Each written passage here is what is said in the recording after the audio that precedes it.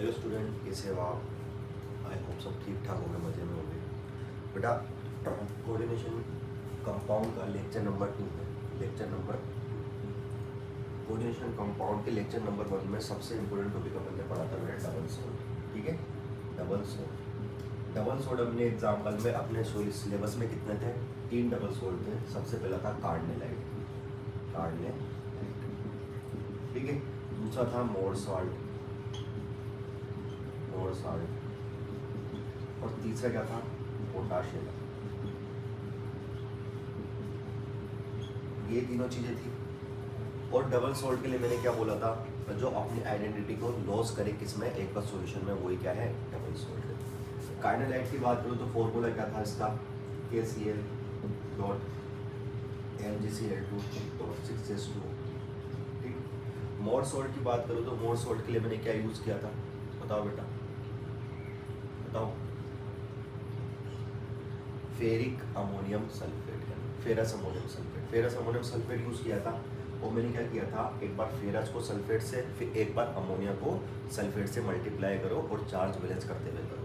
तो मैं था FeSO4 डॉट NH4 का whole twice SO4 dot 6H2। फिर पोटाश एलम में मैंने क्या बोला था? मोनो एंड ट्राइवेलेंट सल्फेट, है ना? Mono and trivalent sulphate. Potash alum में मोनोवेलेंट तो होता है बेटा पोटेशियम, और ट्राइवेलेंट होता है एल्यूमिनियम। मोनोवेलेंट होता है पोटेशियम और ट्राइवेलेंट होता है एल्यूमिनियम। और इसी को मैंने बैलेंस करते हुए लिखा था। क्या लिखा था? K2SO4 डॉट Al2SO4 का होल ट्वाइस डॉट 24H2। इसमें मेटल कितने आ रहे थे बेटा? मेटल के नंबर आ रहे थे 4 मेटल आ रहे, और H2 कितना आ रहे? 24H2। तो एक H2O कितने मेटल को गिरा हुआ है? मतलब एक मेटल कितने H2O से गिरा हुआ है? तो अपन लगा सकते हैं बेटा, एक मेटल इज इक्वल टू 24/4। तो कितना आएगा? 6H2।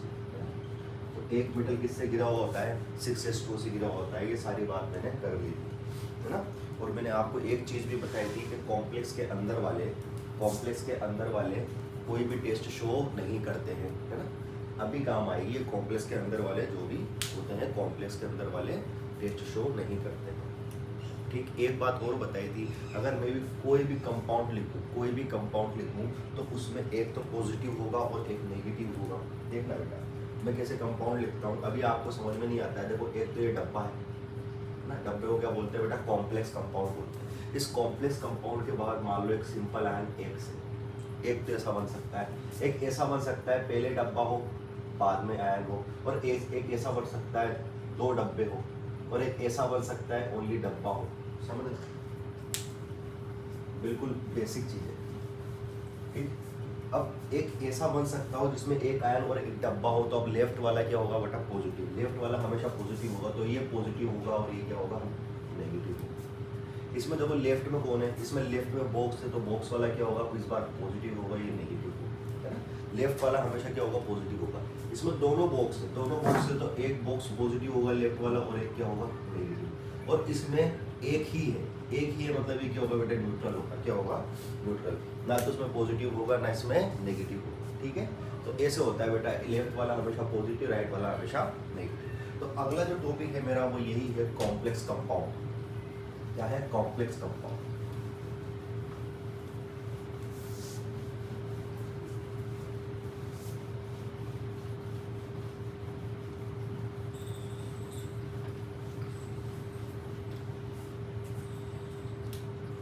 तो बेटा हेडिंग डालो कॉम्प्लेक्स कंपाउंड।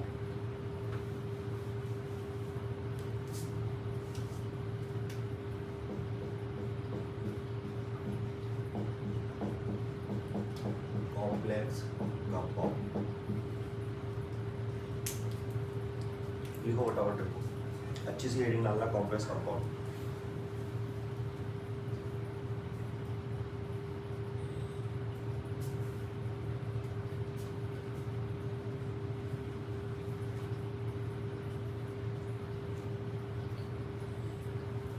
कॉम्प्लेक्स कंपाउंड में लिखो रिटेन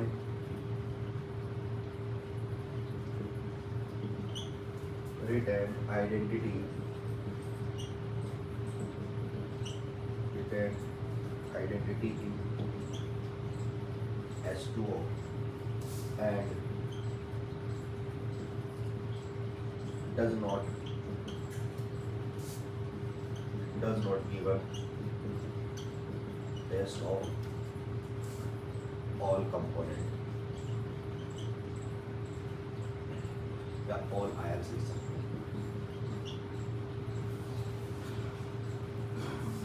मान लो मेरे पास दो सिंपल आयन थे, एक तो था KCl और एक था FeCl2।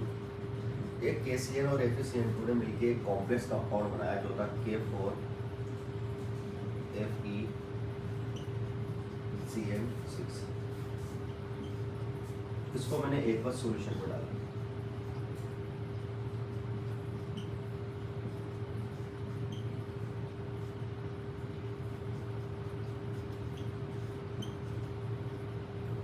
इसको समझने की कोशिश करेंगे भाई। कॉम्प्लेक्स मतलब वो डब्बे वाला कंपाउंड जो मैंने तुम्हें बता दिया अभी, प्लस नेगेटिव है ना, ये कॉम्प्लेक्स कंपाउंड होता है। अगर कॉम्प्लेक्स कंपाउंड की बात करूँ तो जो अपनी आइडेंटिटी को लॉस ना करे, जिस तरीके से डबल सॉल्ट अपनी आइडेंटिटी को लॉस करके अपने सारे आयंस का टेस्ट दे रहा था, उससे विपरीत, उससे अपोजिट जो कॉम्प्लेक्स कंपाउंड होता है वो अपनी आइडेंटिटी को बेटा लॉस नहीं करता है, और आइडेंटिटी को लॉस नहीं करता है तो सारे आयंसों का टेस्ट नहीं देता है। मैंने फिर बोला है कॉम्प्लेक्स के अंदर वाले कभी भी टेस्ट नहीं देंगे। इनमें से तो कोई भी टेस्ट देने से रहा तो बेटा टेस्ट कौन देगा? टेस्ट देगा ये पोटेशियम। ओनली कौन टेस्ट देगा? पोटेशियम। इसके अलावा अंदर का कोई भी टेस्ट नहीं देगा। तो अगर मैं तुमसे पूछूं ना इस क्वेश्चन में ओनली कौन टेस्ट देगा, तो ओनली टेस्ट देगा बेटा पोटेशियम। तो ओनली टेस्ट कौन देगा बेटा? पोटेशियम देगा। ये कोई भी टेस्ट नहीं देंगे, ये कोई भी टेस्ट नहीं देंगे। इसका बेटा एक कॉमन नाम है, अगर मैं इसको देखूँ ना तो इसका एक कॉमन नाम है, वो है पोटेशियम फेरोसाइनेट। क्या है? Potassium ferrocyanate. Potassium ferrocyanate, potassium ferrocyanate. सुनना भाई, पोटेशियम है ना, पोटेशियम फेरोसाइनेट। अब ये जो नाम बनाया वो कैसे बनाया मैंने, ये भी एक बार थोड़ी सी चर्चा करेंगे ताकि आपको पोटेशियम फेरोसाइनेट समझ में आए। देखो जब भी कॉमन नाम लिखेंगे ना, है ना, जब भी कॉमन नाम लिखेंगे ये देखना, सबसे पहले जो कॉमन नाम लिखेंगे ना, इस कॉमन नाम में आयुर्वेद से नहीं बता रहा हूँ बेटा, कॉमन नाम में जो फर्स्ट नाम लिखेंगे वो लिखेंगे बेटा सबसे पहले पॉजिटिव का। First positive name, first positive name without number, without number. Without number मतलब क्या होता है? पोटेशियम कितने हैं बेटा? 4, तो उसको विदाउट नंबर लिखना। अपन को कोई मतलब नहीं है 4 है या 5 है, अपन क्या लिखेंगे? Only potassium. तो पहले सबसे पहले पोटेशियम का लिखेंगे। किसका लिखेंगे? सबसे पहले आयन का लिखेंगे। उसके बाद दूसरा नाम किसका लिखेंगे बेटा? मेटल का।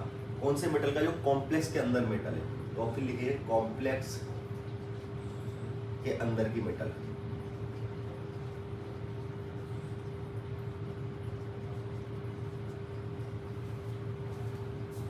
देखो बेटा फिर मैं बता रहा हूँ, ये कोई भी रूल नहीं है, ये बस मैं बनाए हुए हैं। तो कॉम्प्लेक्स के अंदर की metal with charge. With charge का मतलब क्या है? अगर मान लो ये Fe+2 है तो फेरस, अगर Fe+3 है तो फेरिक, है ना, फेरोफेरी, है ना, इस तरीके से देखते हैं। ठीक है। और लास्ट में क्या लिखते हैं बेटा? साइनाइड, है ना। तो ये होगा पोटेशियम। देखो सबसे पहले लेफ्ट वाला नाम लिखेंगे और बिना नंबर के लिखेंगे तो लिखूंगा पोटेशियम। फिर उसके बाद में चार्ज निकाल के देख लूंगा, उसका चार्ज कैसे निकालते हैं देख लेते भाई। आयरन का चार्ज वापस कैसे निकालते हैं वापस दिखा देता हूँ। कितने पोटेशियम है? 4 पोटेशियम है, तो 4 प्लस आयरन का निकालना है तो x माइनस 1 साइनाइड का -1 होता है, 6 का कितना होगा? -6। कॉम्प्लेक्स के ऊपर कोई चार्ज नहीं है तो मैंने अभी 0 लिख दिया, तो ये कितना होगा? 4 plus x is equal to 6, तो x is equal to 6 minus 4, तो x की पावर कितनी आ गई बेटा? +2। मतलब x की पावर क्या है? x का चार्ज कितना है? +2। कितना है? +2। तो इस तरीके से अपन इसको निकालते हैं, है ना। तो ये क्या हो गया बेटा? पोटेशियम फेरो, फेरो मतलब +2 और साइनाइड, पोटेशियम फेरोसाइनाइड। ये कॉमन नेम है, आईयूपीएसी नेम नहीं है ये ना, कॉमन नेम है, इसके कोई रूल नहीं होते हैं, इसके रूल नहीं होते हैं, मैंने एक छोटा सा रूल बना दिया बस, ठीक है। तीसरे नंबर पे इस रूल में ये भी लिख लो कि लास्ट में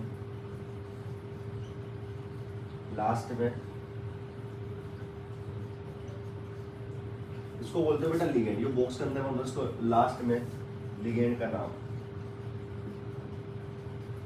है ना, इसको उतारो फटाफट उतारो।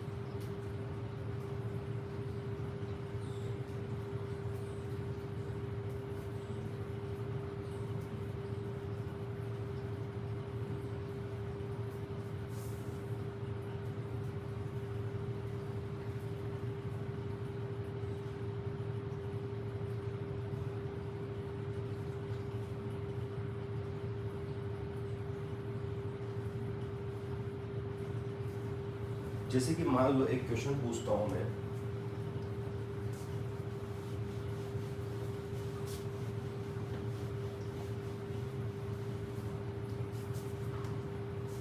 क्वेश्चन है पोटेशियम फेरी साइनाइड है ना, potassium ferricyanide given test of, इसमें ऑप्शन कुछ जैसे दे रखे हैं,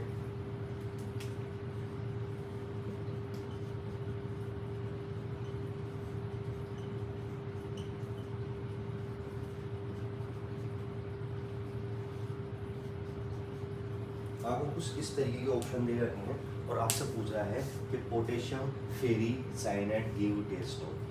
अब पोटेशियम फेरी साइनाइड है तो हमको पोटेशियम फेरी साइनाइड बनाना आना चाहिए, सबसे पहले पोटेशियम फेरी साइनाइड बनाना आना चाहिए।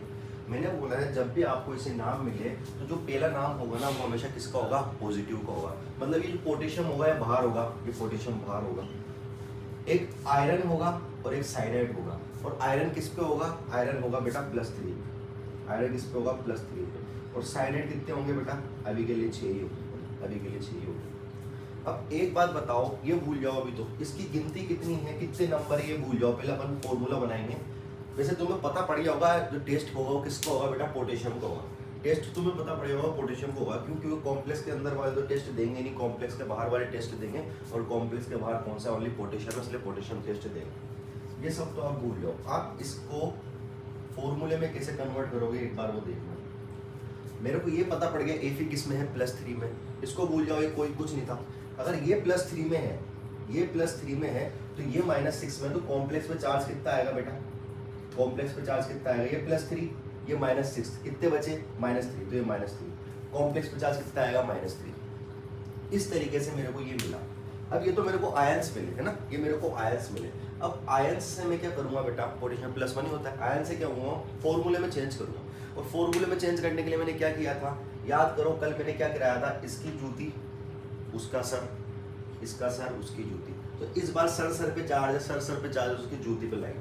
ये वाला चार्ज कहाँ लाएंगे, इसकी यहाँ पर, और ये वाला चार्ज कहाँ लाएंगे, इसके यहाँ पर। इसका मतलब जो मेरा फॉर्मूला बनेगा कौन सा, पोटेशियम फेरी साइनाइड का, वो बनेगा K3FeCN6। बात खत्म, ये मेरा फॉर्मूला बनेगा, है ना। ये मैंने तुम्हें फॉर्मूला बनाना सिखाया है, लेकिन आपको देखते ही पता लग जाना चाहिए कि पोटेशियम क्या है। पोटेशियम पॉजिटिव वाला है, और पॉजिटिव वाला कहाँ पड़ा होगा बेटा, बाहर पड़ा होगा, और जो बाहर पड़ा रहता है हमेशा उसी का टेस्ट होता है, अंदर वालों का किसी का भी टेस्ट नहीं होता। लिखो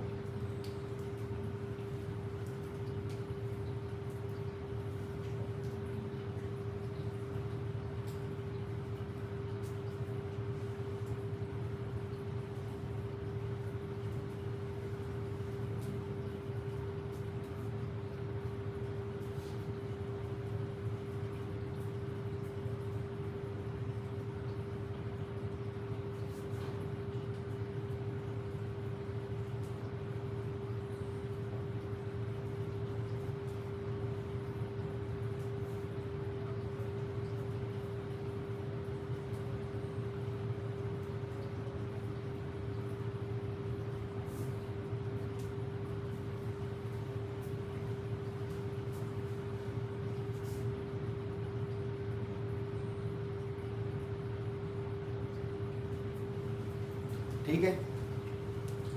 एक इम्पोर्टेंट कॉम्प्लेक्स है जिसका मैं सिर्फ नाम बताऊंगा और नाम से आपको फॉर्मूला बनाना है। क्या बनाना है? फॉर्मूला बनाना है।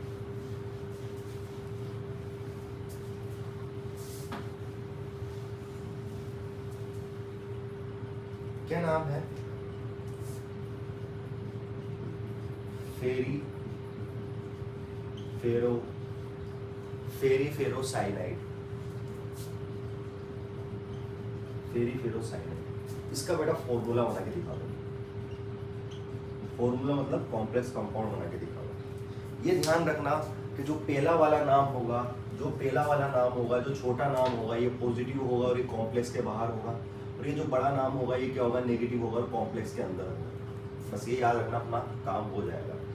फेरी मतलब होता है, मैं बता देता हूँ, +3। फेरो मतलब होता है +2, है ना। फेरी मतलब +3, फेरो मतलब +2। और साइनाइड तो आपको पता है नंबर में कितने लेंगे? 6 लेंगे। चलो बनाने की कोशिश करो फेरी फेरो साइनाइड।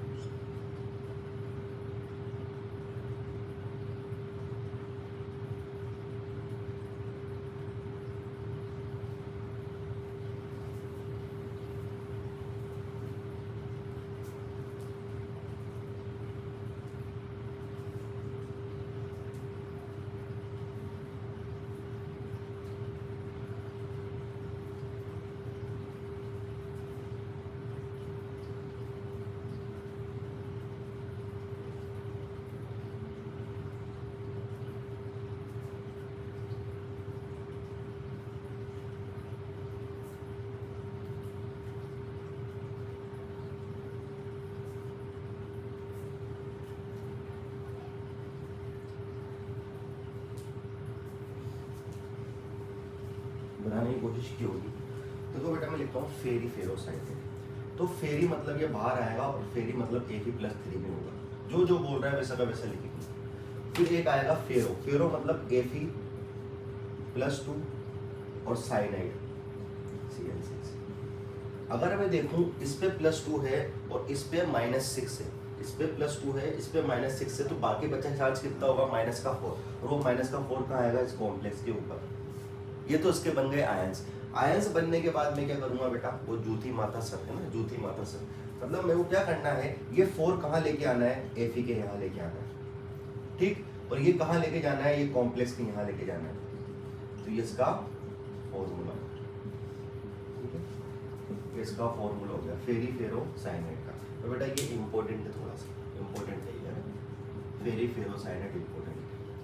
डायरेक्ट पूछते भैया फेरी फेरो साइनाइड का फॉर्मूला कौन सा होगा? आपको 2-3 फॉर्मूले दे देंगे, उसमें से आपको देख के बताना पड़ेगा फेरी फेरो साइनाइड का फॉर्मूला कौन सा होगा। देखो लिखो भाई।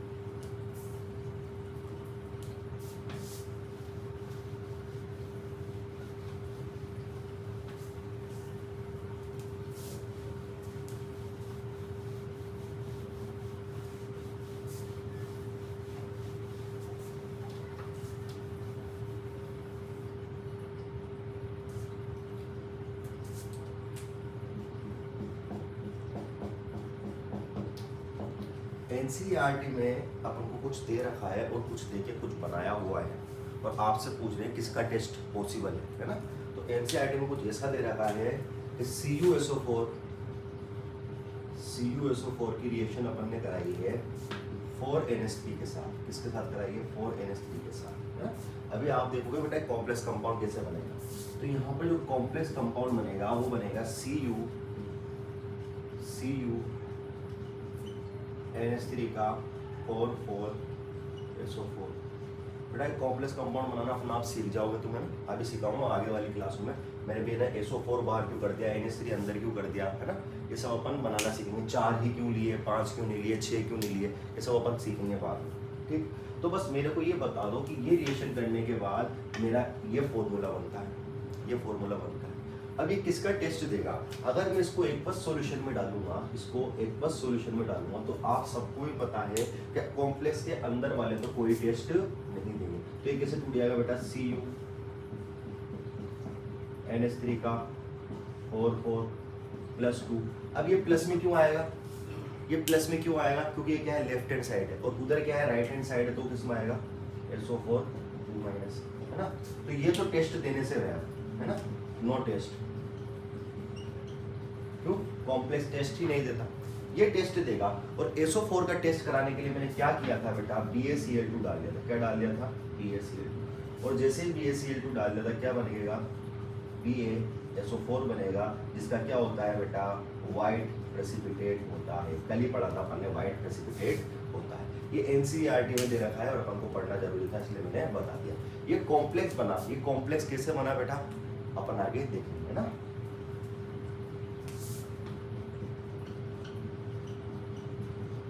Complex compound does not give any test. फिर लिख दिया बेटा मैंने, कॉम्प्लेक्स कंपाउंड कभी भी टेस्ट नहीं देते हैं, इसलिए टेस्ट नहीं दिया, उतारो उसको।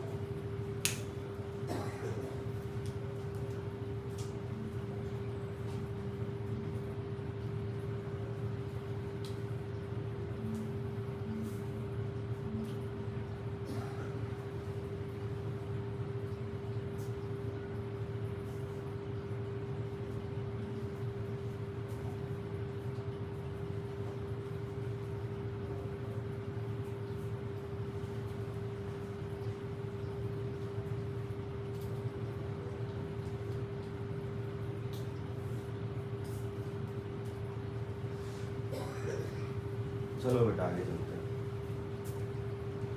यहाँ पर अपना डबल सोल्ट से रिलेटेड जितनी भी प्रॉब्लम थी या जितनी भी चीज़ें थी, थ्योरी थी, वो सब खत्म होती है ना। थोड़ा सा डबल सोल्ट, ये भी डबल सोल्ट से रिलेटेड तो नहीं है, लेकिन ठीक है, जो भी था वो सब खत्म हुआ। अब अपन चलेंगे टाइप ऑफ कॉम्प्लेक्स। जो दूसरा टॉपिक था कौन सा था, टाइप ऑफ कॉम्प्लेक्स। पहला था डबल सोल्ट, वो अपन ने कर लिया। अब है टाइप ऑफ कॉम्प्लेक्स, कॉम्प्लेक्स के टाइप कितने होते हैं, अब उस पर चलेंगे अपन, ठीक है।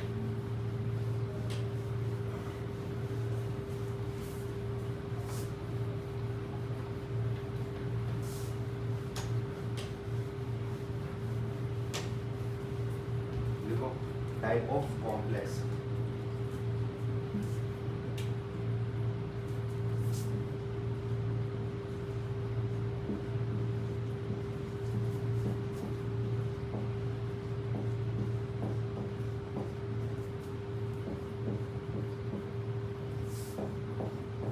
हेलो बढ़िया से टॉपिक डालो, type of complex.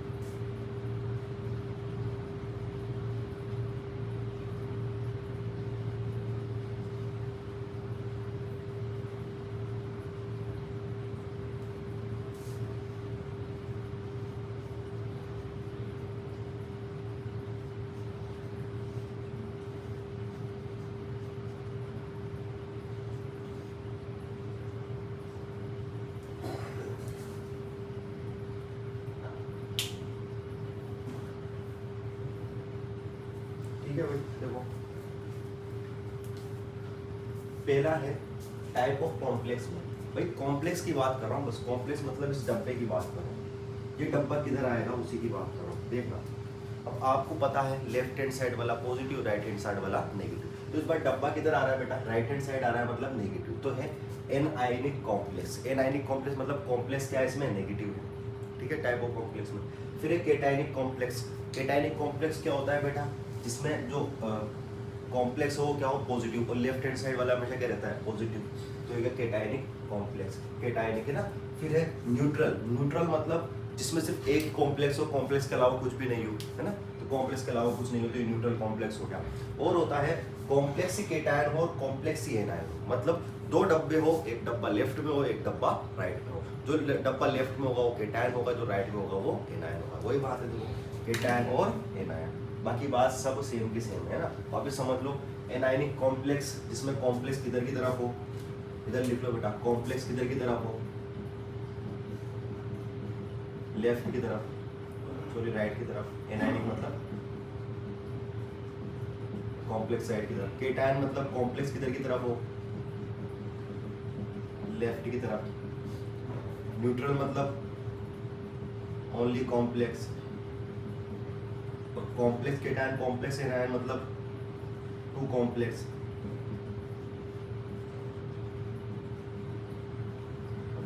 To complex मतलब कॉम्प्लेक्स केटायन और कॉम्प्लेक्स एनायन, ठीक। अब एक क्वेश्चन आया था इस बार नीट 2025 में, नीट 2025 में ऐसा कैसा थोड़ा सा क्वेश्चन था, उसने टाइप ऑफ कॉम्प्लेक्स नहीं पूछे थे, उसने पूछी थी कंडक्टिविटी।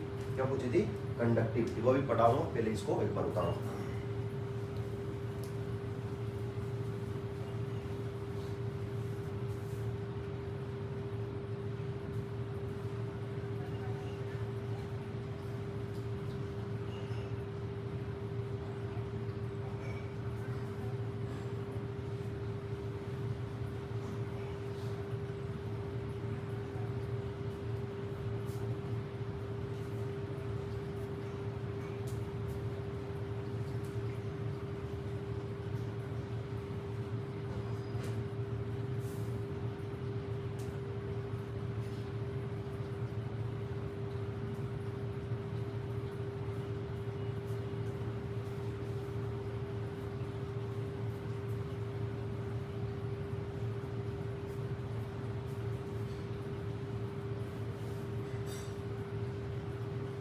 ठीक है, उतार लिया होगा।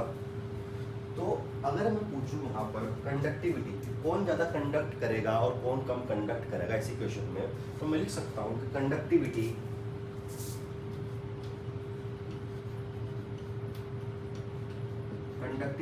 Is proportional to number of ion, मतलब जितने ज़्यादा आयन होंगे उसकी कंडक्टिविटी उतनी ही ज़्यादा होगी, जितने ज़्यादा आयन होंगे उसकी कंडक्टिविटी उतनी ही ज़्यादा होगी। मान लो इसको मैं क्वेश्चन नंबर 1 देता हूँ, इसको ऑप्शन नंबर 2, इसको ऑप्शन नंबर 3 और इसको ऑप्शन नंबर 4, और मैं पूछूँ इंक्रीजिंग ऑर्डर में आप कंडक्टिविटी शो कीजिए इन चारों की कंडक्टिविटी को शो कीजिए इंक्रीजिंग ऑर्डर में। तो मैं नंबर ऑफ आयन्स निकालता हूँ बेटा, पूरे कॉम्प्लेक्स को सिर्फ एक आयन में गिनते हैं, पूरे कॉम्प्लेक्स को एक आयन में गिनते हैं। यहाँ पर ये कितने आयन है, 4 और 1 5, तो नंबर ऑफ आयन कितने इसमें, नंबर ऑफ आयन कितने इसमें 5। इधर देखो कॉम्प्लेक्स को एक में गिनूंगा और 3 क्लोरीन है, तो नंबर ऑफ आयन कितने हो गए बेटा 4। इसमें देखो नंबर ऑफ आयन कुछ भी नहीं है, जब कुछ नहीं है तो क्या हो गया बेटा नंबर ऑफ आयन 0। क्यों हो गया 0, क्योंकि कोई बाहर कुछ है ही नहीं। इसमें देखो एक कॉम्प्लेक्स है, एक पॉजिटिव है एक नेगेटिव है, इसको भी एक गिनो और इसको भी एक गिनो, तो नंबर ऑफ आयन्स कितने हो गए बेटा 2। एक कॉम्प्लेक्स को एक आयन गिनना है तो नंबर ऑफ आयन कितने हो गए 2, एक केटायन है और एक एनायन है।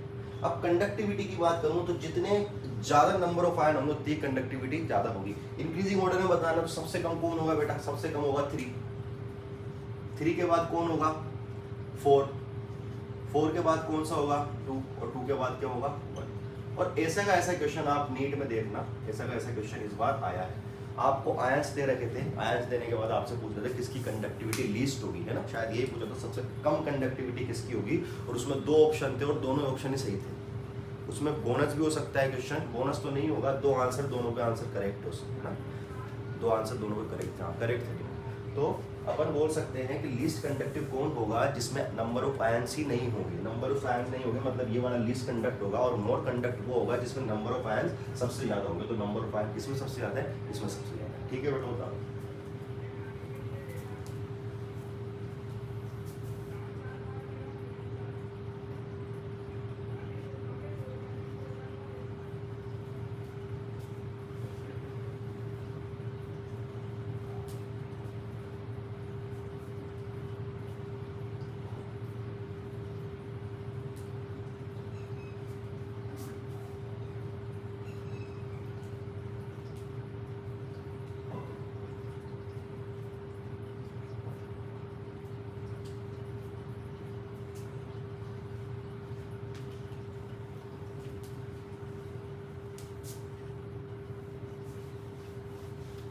अब कुछ डेफिनेशन है, दो दो तीन तीन छोटी छोटी, वो डेफिनेशन देखते हैं।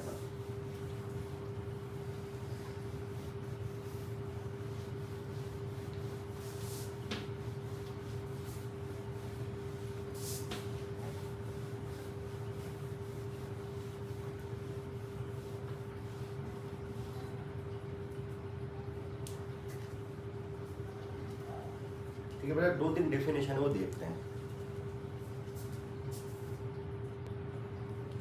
बेटा अगली अपन जो बात करते हैं वो बात करते हैं टर्मिनोलॉजी की। ठीक है, इसमें थोड़ी सी टर्म है, अपन टर्मिनोलॉजी पढ़ते हैं, फिर टर्मिनोलॉजी के बाद अपन आगे दो एक डेफिनेशंस देखेंगे, और डेफिनेशन के बाद अपन जो मेन टॉपिक्स है उस पर चलेंगे। टर्मिनोलॉजी में मैंने कोई भी कॉम्प्लेक्स ऐसा बना के दिया, कोई भी कॉम्प्लेक्स ऐसा बना के दिया, तो जो कॉम्प्लेक्स के बाहर होना, चाहे इधर हो या चाहे इधर हो, चाहे इधर हो या चाहे इधर हो, इसको बोलते हैं बेटा सिंपल आयन। क्या बोलते हैं, सिंपल आयन। क्या बोलते हैं, सिंपल आयन। ठीक, ये जो डब्बे के अंदर, ये जो डब्बे के अंदर जो भी मेटल होती है, डब्बे के अंदर जो मेटल होती है उसको बोलते हैं सेंट्रल मेटल एटम। क्या बोलते हैं, सेंट्रल मेटल एटम। मेटल यही है, ये तो मेटल है नहीं, तो साइनाइड है, इसको क्या बोलते हैं, सेंट्रल मेटल एटम। और सेंट्रल मेटल एटम क्या होता है बेटा, इलेक्ट्रॉन एक्सेप्टर होता है। क्या होता है, इलेक्ट्रॉन गेन, या फिर अपन सोचते हैं ये क्या करता है बेटा, इलेक्ट्रॉन को गेन करता है। इलेक्ट्रॉन गेन क्या करता है, ये इलेक्ट्रॉन का गेन करता है। क्या करता है बेटा, इलेक्ट्रॉन का गेन करता है। पक्की बात। और जो साइनाइड होता है, ये जो साइनाइड है, ये छोटे से डब्बे में मैंने बंद करके लिख रखा है, इसको बोलते हैं लिगेंड। क्या बोलते हैं, लिगेंड। क्या बोलते हैं, लिगेंड। और लिगेंड क्या होता है बेटा, इलेक्ट्रॉन डोनर होता है। क्या होता है, इलेक्ट्रॉन डोनर होता है। ठीक, और ये जो नंबर लिखे रहते हैं ना, ये 4 5 6, ये जो नंबर लिखे रहते हैं इसको बोलते हैं बेटा कोऑर्डिनेशन नंबर। क्या बोलते हैं, कोऑर्डिनेशन। क्या बोलते हैं, कोऑर्डिनेशन नंबर। और सेंट्रल मेटल एटम, लिगेंड और कोऑर्डिनेशन नंबर को, इन सबको मिला के क्या बोलते हैं बेटा, कॉम्प्लेक्स। क्या बोलते हैं, कॉम्प्लेक्स। कॉम्प्लेक्स इन सब चीजों से मिलके बना होता है, इन सब चीजों से, सेंट्रल मेटल एटम, लिगेंड और कोऑर्डिनेशन नंबर। क्या है बेटा, लिगेंड है। लिगेंड क्या होता है, इलेक्ट्रॉन डोनर होता है। और जो सेंट्रल मेटल एटम होता है वो क्या होता है बेटा, सेंट्रल मेटल एटम क्या होता है, इलेक्ट्रॉन का गेन करता है। ये कुछ टर्मिनोलॉजी है, जैसे कि मान लो अगर मैं कोई दूसरा फॉर्मूला लिखूं, जैसे कि ये मान लो फेरी फेरोसाइनाइड लिखते हैं या कुछ भी लिखते हैं, लेट से अपन ने लिखते हैं ये वाला लिखते हैं, Cu NH3 का 4,4SO4, ये बनाया था ना भी अपन ने, ये बनाया, तो ये बनाया तो ये तो सिंपल आयन हो गया, सिंपल आयन हो गया। ठीक, सिंपल आयन हो गया। और ये क्या हो गया बेटा, सेंट्रल मेटल एटम हो गया। सेंट्रल मेटल एटम या सेंट्रल मेटल आयन बोल दो, जो आप बोलो। ये क्या हो गया, ये लिगेंड हो गया, और ये हो गया कोऑर्डिनेशन नंबर। ये हो गया कोऑर्डिनेशन नंबर। इस तरीके से इसकी टर्मिनोलॉजी थोड़ी थोड़ी आपको याद होगी, थोड़ी सी तकलीफ होगी, ये मॉडर्न केमिस्ट्री फिर भी याद करो। सिंपल आयन, कॉम्प्लेक्स के बाहर होगा वो होगा सिंपल आयन, कॉम्प्लेक्स के अंदर जो मेटल होगा वो क्या होगा, सेंट्रल मेटल एटम। कॉम्प्लेक्स के अंदर एक इलेक्ट्रॉन डोनर होगा जिसको क्या बोलेंगे बेटा, लिगेंड, है ना। और कॉम्प्लेक्स लिगेंड के नीचे जो नंबर लिखे रहते हैं 1 2 3 4 5, ये क्या होते हैं बेटा, कोऑर्डिनेशन नंबर होते हैं। और इन सबको मिलाए क्या बोलते हैं, कॉम्प्लेक्स बोलते हैं। और इसको क्या बोलते हैं, सिंपल आयन बोलते हैं। लिखो फटाफट।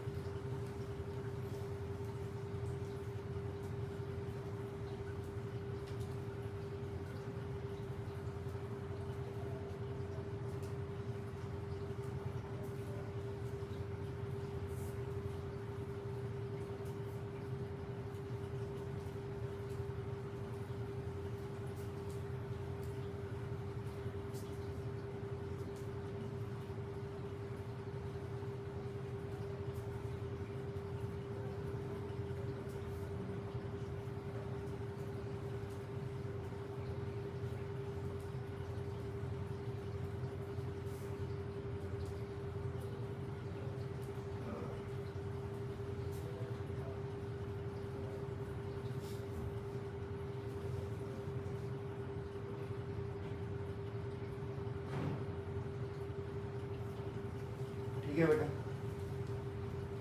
ये समझ में आया होगा। चलो अब डेफिनेशन पे चलते हैं। टर्मिनोलॉजी के बाद अब छोटी छोटी डेफिनेशन है उस पर अपन चलते हैं।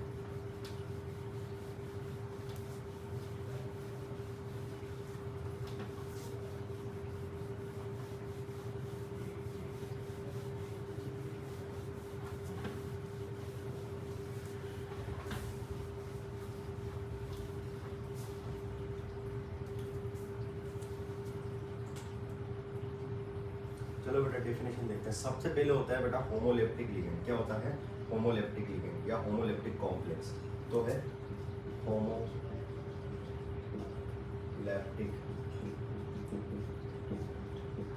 कॉम्प्लेक्स।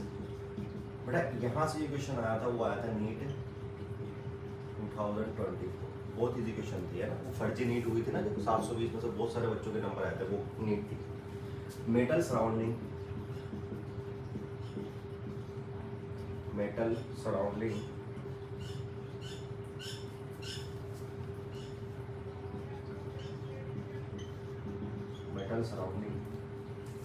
with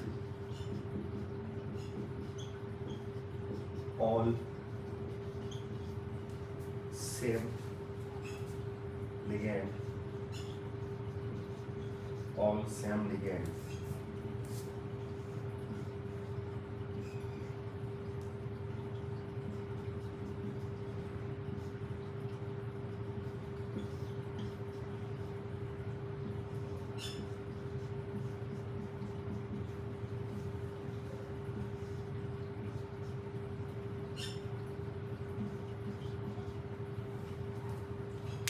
समझना बेटा। एक डेफिनेशन है होमोलेप्टिक लिगेंड।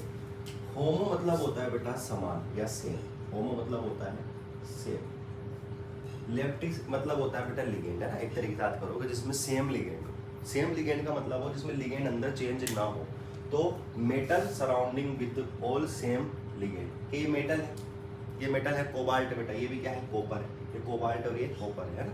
थोड़ा कोबाल्ट बेटा, ये बड़ा कार्बन है और छोटा ऑक्सीजन, कोबाल्ट। ठीक है, तो ये क्या है बेटा, कोबाल्ट है। Metal surrounding with all same ligand. क्या यहाँ पर NH3 के अलावा कोई और लिगेंड है? नहीं। क्या यहाँ पर कॉपर में NH3 के अलावा कोई और लिगेंड है? नहीं। जैसे कि मान लो एक और लिख लेते हैं, ये लो K4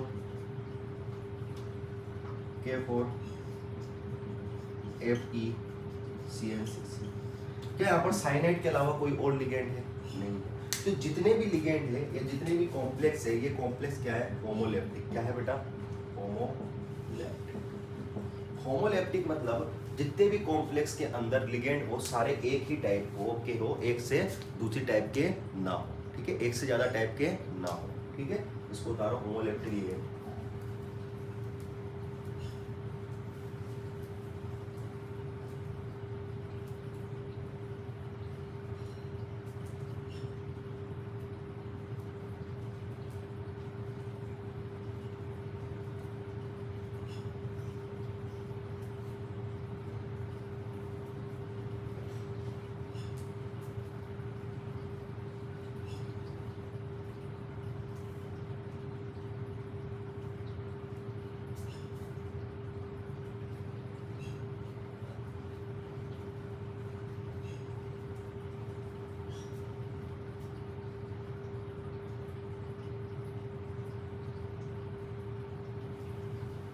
ठीक, अगला है heteroleptic ligand.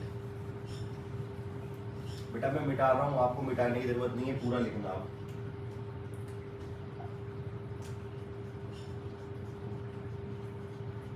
Heteroleptic ligand, metal surrounding with different ligand, metal surrounding with different ligand. इसका मतलब क्या है? इसका मतलब कुछ ऐसा है कि मान लो मेरे पास एक कॉम्प्लेक्स है,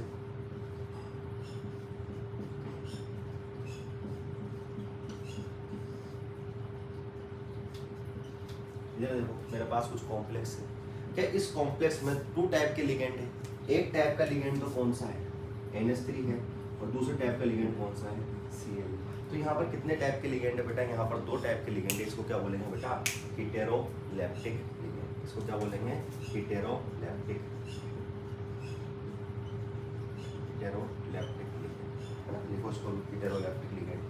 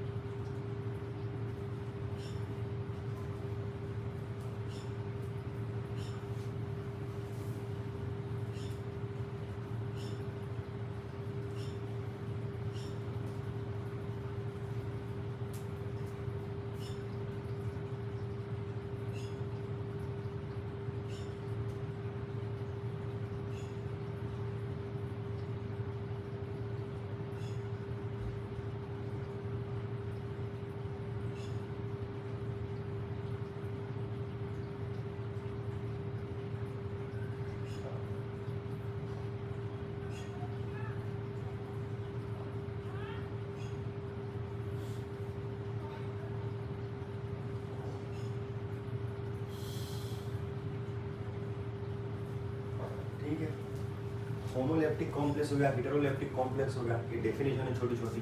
अगली डेफिनेशन क्या है?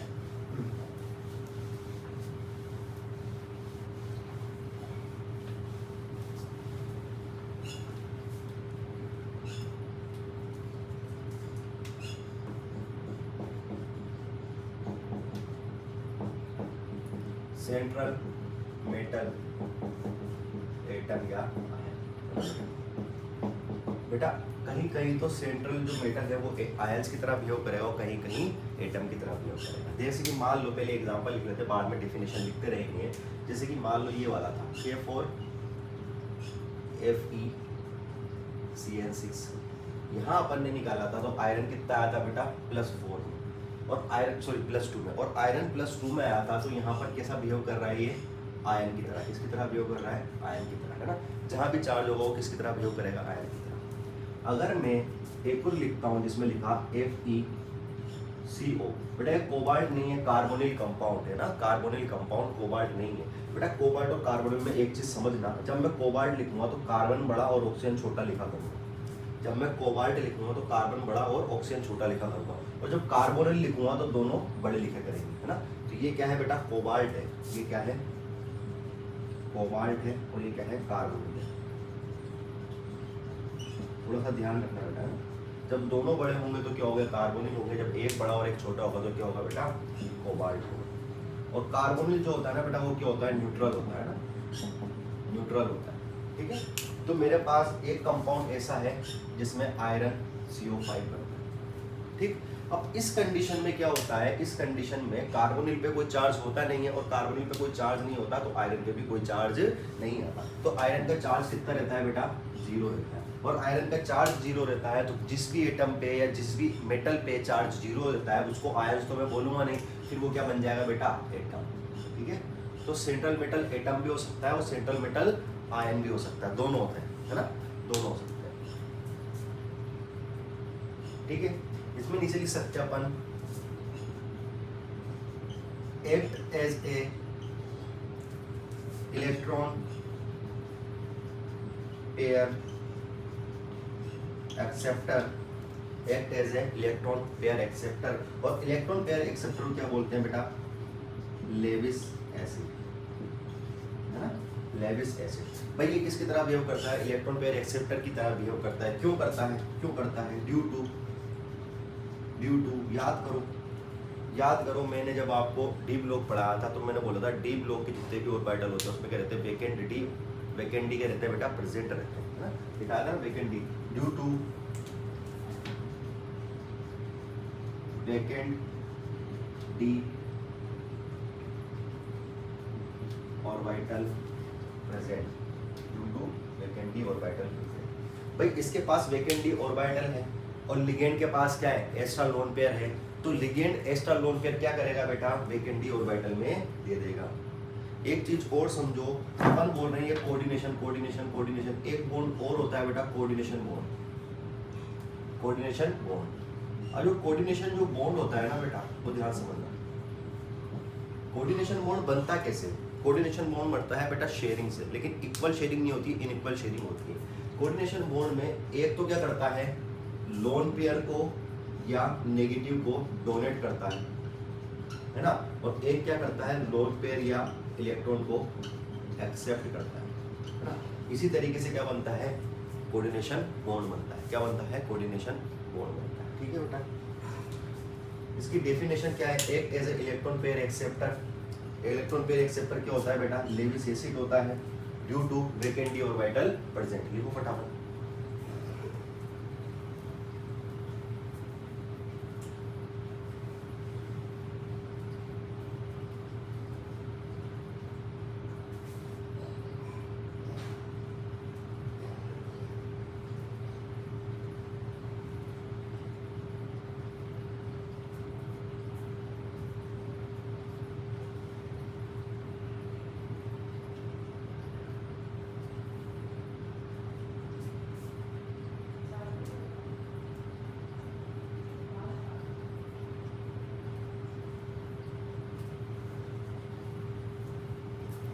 अच्छा बेटा, इसको वैकेंट डी की जगह ओनली वैकेंट ऑर्बिटल लिखोगे तो सही लगेगा। वैकेंट ऑर्बिटल लिखो, है ना? क्यों बताऊंगा अभी। वैकेंट ऑर्बिटल लिखो। लिखा बेटा? अभी देखो अगला मतलब इसी में एक क्वेश्चन है, वो देखना। क्वेश्चन तो नहीं है, रिएक्शन से रिएक्शन देखना।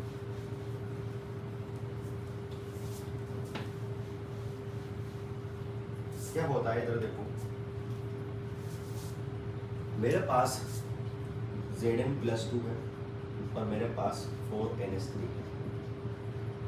ये रिएक्शन करके क्या बनाएंगे बेटा? कॉम्प्लेक्स कंपाउंड बनाएंगे। और कॉम्प्लेक्स कंपाउंड बनाएंगे तो यहाँ पर क्या है बेटा? 3D10 यानी कि 4H0 बड़ा होगा, 3D10 4H0 होगा।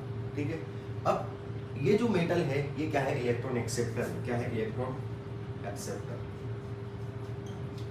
क्यों? क्योंकि ये क्या होते हैं? लेविस एसिड होते हैं। लेविस एसिड होते हैं। आपको पता है नाइट्रोजन के ऊपर क्या होंगे? लोन पेयर होंगे। क्या होंगे? Lone pair. ये एक्सेप्टर है तो लोन पेयर वाले क्या होंगे? इलेक्ट्रॉन डोनर होंगे। ठीक, जब इलेक्ट्रॉन एक्सेप्टर और इलेक्ट्रॉन डोनर आपस में मिलते हैं तो क्या बनाते हैं? कोऑर्डिनेशन बॉन्ड बनाते हैं। और जब कोऑर्डिनेशन बॉन्ड एक से ज्यादा, दो से ज्यादा, तीन से ज्यादा बन जाते हैं तो वो क्या बन जाते हैं बेटा? कोऑर्डिनेशन कॉम्प्लेक्स या कोऑर्डिनेशन कंपाउंड बना लेते हैं। तो ये क्या होंगे बेटा? कोऑर्डिनेशन कंपाउंड बनाएंगे। और ड्यूरिंग कॉम्प्लेक्स फॉर्मेशन, अभी कॉम्प्लेक्स फॉर्मेशन अभी कॉम्प्लेक्स नहीं बना, मैं बोल रहा हूँ ड्यूरिंग, समझना। During complex formation, during complex formation OS, OS मतलब बेटा इसकी +2 OS है ना, OS remain same. During complex formation OS change नहीं होती है, OS चेंज नहीं होती है। NH3 क्या है बेटा? न्यूट्रल है। ये क्या है? न्यूट्रल है। ये क्या है? न्यूट्रल। ये क्या है? Neutral. During complex formation OS remain same, तो इसका जो कॉम्प्लेक्स बनेगा वो ऐसा कुछ ऐसा बनेगा, Zn NH3 का और 4। अब जो Zn थी उसकी OS अभी भी चेंज नहीं हुई। अच्छा, इसको क्या बोलते हैं बेटा? इसकी लेविस एसिड बोलेंगे तो उसको क्या बोलेंगे?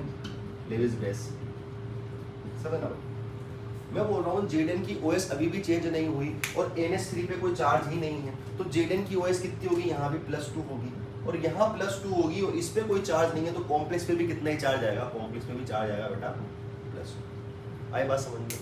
During complex formation OS remain same, तो ओएस रिमेन सेम थी कितनी, Zn की पहले भी +2 थी और अभी भी क्या ही +2 आया।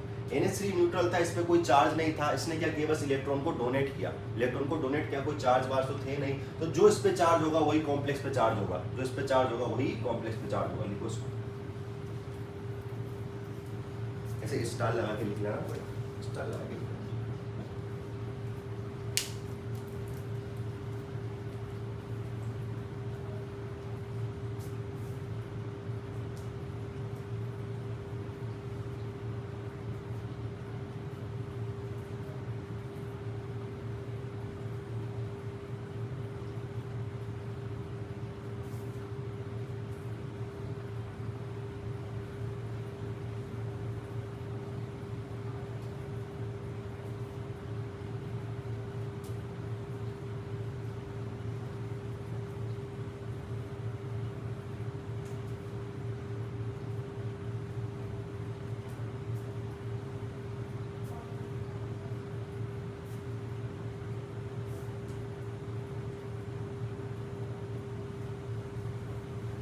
ठीक, एक क्वेश्चन लिखते हैं,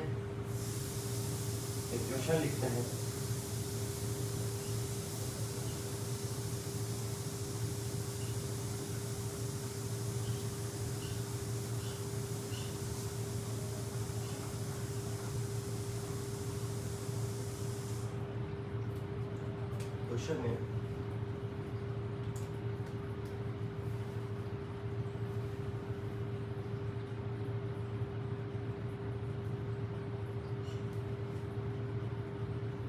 which is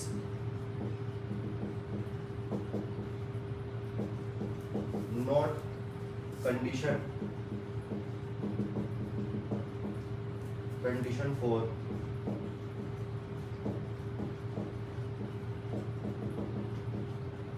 formation of complex। निम्न में से कौन सी कंडीशन कॉम्प्लेक्स फॉर्मेशन की नहीं है? पहला स्मॉल साइज, दूसरा हाई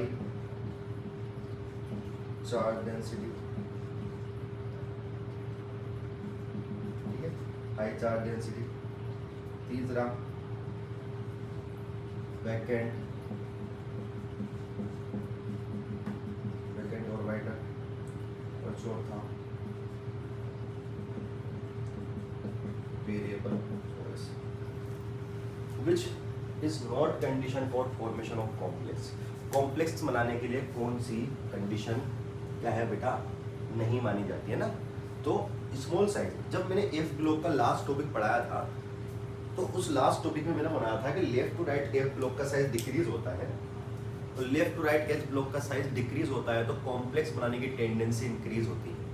मैंने बोला था जितना ज़्यादा साइज छोटा होगा उतनी ही कॉम्प्लेक्स बनाने की टेंडेंसी बढ़ेगी, मतलब कॉम्प्लेक्स तो सही है ना, स्मॉल साइज तो क्या है बेटा, सही है। अगला है high charge density.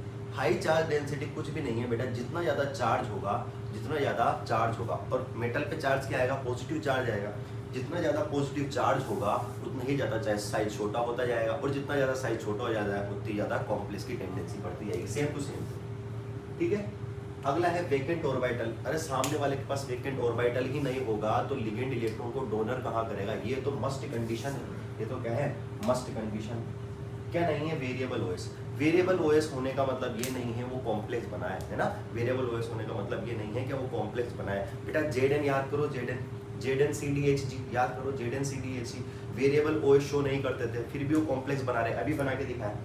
Jadon CDHG variable OS show नहीं कर रहे थे, फिर भी कॉम्प्लेक्स बना रहे थे, अभी बना के दिखाया जेडन का कॉम्प्लेक्स। तो इसका मतलब क्या है, आंसर क्या होगा, variable OS. Variable OS essential condition नहीं है किसकी, कोऑर्डिनेशन कंपाउंड बनाने की। एसेंशियल कंडीशन कौन कौन सी है, वेकेंट ऑर्बिटल, सबसे इंपॉर्टेंट तो वेकेंट ऑर्बिटल है, स्मॉल साइज और हाई चार्ज डेंसिटी। लिखो फटाफट।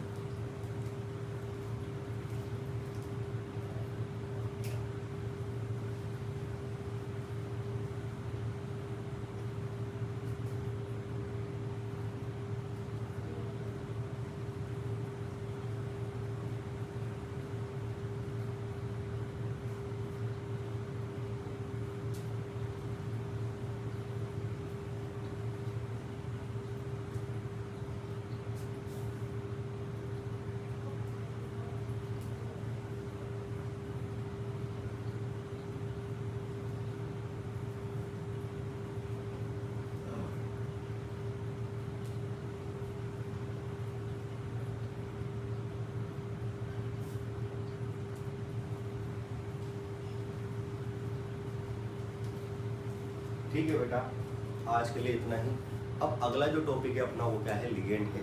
लिगेंड को पूरा का पूरा अपन एक साथ पढ़ेंगे।